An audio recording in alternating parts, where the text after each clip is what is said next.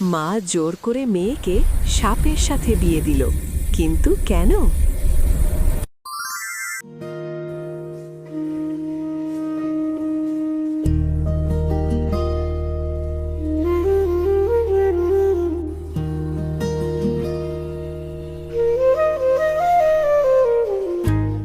এক ছিল মেয়ে, নাম তার নিশু। খুব ছোটবেলাতেই সে হারিয়েছিল তার মাকে। মায়ের জায়গায় ঘরে এসেছিল এক সৎমা, সঙ্গে তার নিজের মেয়ে।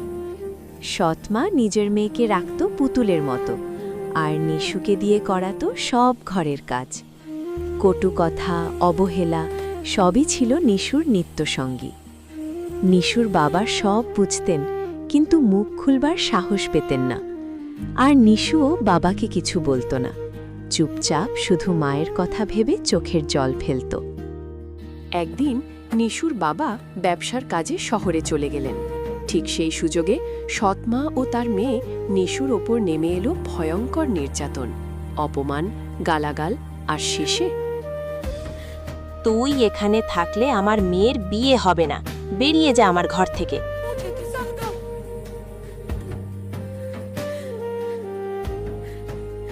কাঁদতে কাঁদতে নিশু বেরিয়ে গেল বাড়ি থেকে।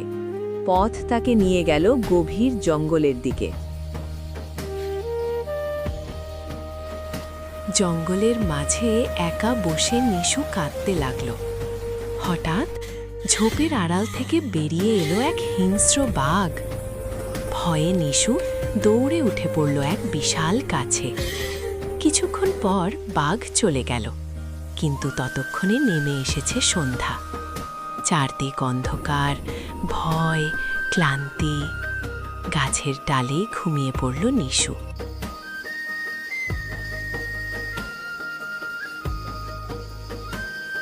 ভোরে চোখ খুলে নিশু দেখে সে এখন একটি কাছের কোটরের ভেতর।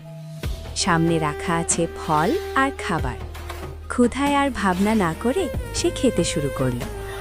হঠাৎ জঙ্গল ঘুরতে ঘুরতে সে শুনতে পেল, সাবধান, বাঘ আসছে, লুকিয়ে পড়ো।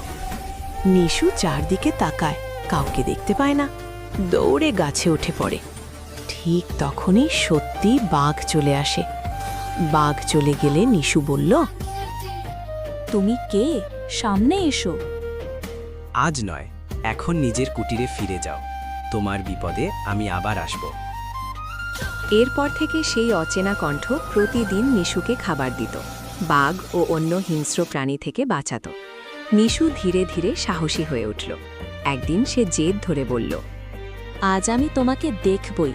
তুমি আমাকে এত উপকার করেছ। আমাকে দেখলে তুমি আর আমার সঙ্গে কথা বলতে চাইবে না। তুমি কুৎসিত হলেও আমি ভয় পাব না। তোমাকে চাই, তোমাকে সম্মান করি।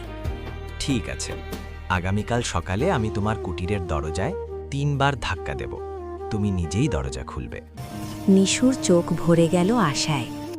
পরদিন ভোরে ঠিক যেমন কথা ছিল, কুটিরের দরজায় শোনা গেল ঢক ঢক ঢক। নিশু কাঁপা হাতে দরজার ছিটকিনি খুলল। দরজা খুলতেই সে দেখল সামনে দাঁড়িয়ে আছে এক বিশাল কালো সাপ। নিশু ভয়ে চিৎকার করে পিছিয়ে গেল। ভয় পেও না নিশু, আমি তোমার কোনো ক্ষতি করব না।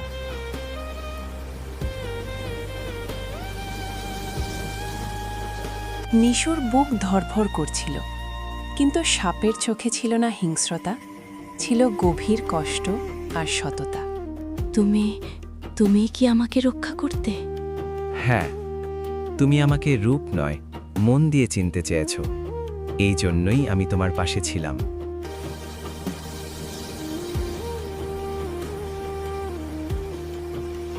ধীরে ধীরে নিশুর ভয় কেটে গেল।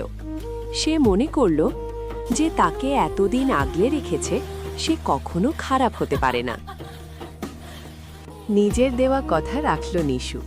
ভয় আর সমাজের কথা না ভেবে সে সেই সাপকেই বিয়ে করল। রূপকথার নিয়মে নির্জন জঙ্গলে হলো তাদের নীরব বিবাহ। বিয়ের পর হঠাৎ এক আশ্চর্য ঘটনা ঘটল। সাপটি ধীরে ধীরে আলোয় ভরে উঠল, আর মুহূর্তেই সে রূপ নিল এক অতিশয় সুদর্শন রাজকুমারে। নিশু, আমি এক সময় খুব অহংকারী ছিলাম। এক মহর্ষির অভিশাপে আমি সাপে পরিণত হয়েছিলাম। শর্ত ছিল, যে আমাকে ভয় না পেয়ে গ্রহণ করবে তার ভালোবাসাতেই মুক্তি পাব। নিশুর চোখে জল চলে এলো। এই প্রথম তার জীবনে সত্যিকারের সুখ এলো। রাজকুমার নিশুকে নিয়ে গেল তার রাজ্যে। রাজপ্রাসাদে শুরু হলো নতুন জীবন, সম্মান, ভালোবাসা আর সুখে ভরা। এই খবর আগুনের মতো ছড়িয়ে পড়ল পুরো গ্রামে। এই খবর পৌঁছালো নিশুর সৎ মায়ের কানে। হিংসায় অন্ধ হয়ে সে ভাবল, নিশু যদি সাপকে বিয়ে করে সুখ পায়, তাহলে আমার মেয়েও পাবে। লোভ আর হিংসায় পড়ে সে জোর করে নিজের মেয়েকে এক সাপের সঙ্গে বিয়ে দেয়।